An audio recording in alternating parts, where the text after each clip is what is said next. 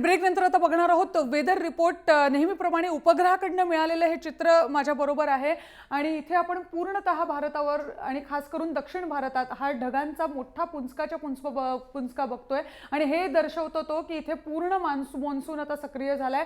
आपण बातम्याही आतापर्यंत बघितल्या, हवामानाचे अंदाजही बघितले, त्यानुसार कोकण किनारपट्टीवर मागचे 3 दिवस मुसळधार पाऊस होताना आपल्याला दिसतो आहे आणि त्याच वेळी आता हवामान खात्याने दिलेल्या सुधारित अंदाजानुसार वायव्य दिशेला अरबी समुद्रात वायव्य दिशेला एक कमी दाबाचा पट्टा निर्माण झाल्यामुळे चक्रीवादळाची शक्यता आहे आणि रत्नागिरी किनारपट्टीवर खास करून धोक्याचा आणि सावधानतेचा इशारा हा देण्यात आलेला आहे।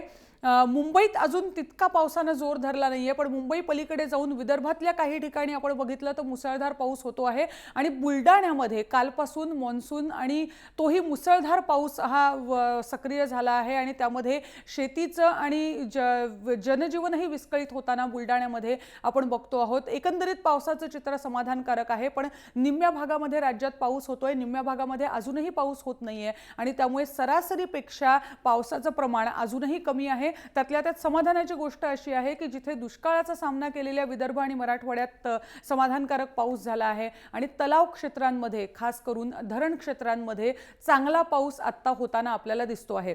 हवामानाचा अंदाज हा आहे आणि यानंतर महत्त्वाच्या शहरातलं तापमान बघणार आहोत।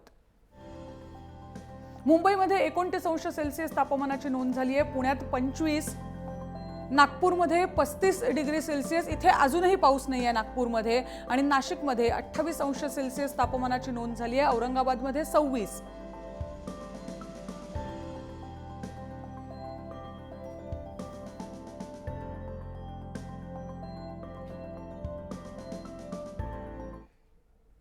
आणि आतापर्यंतचं चित्र तरी हेच आहे।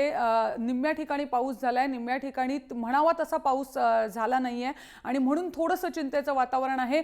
शेतकऱ्यांनी मात्र मशागतीच्या आणि पेरणीच्या कामाला सुरुवात केली आहे। वेदर रिपोर्टमध्ये आज इतकंच। तुम्ही पाहत रहा जय महाराष्ट्र, थेट अचूक बिनधास्त।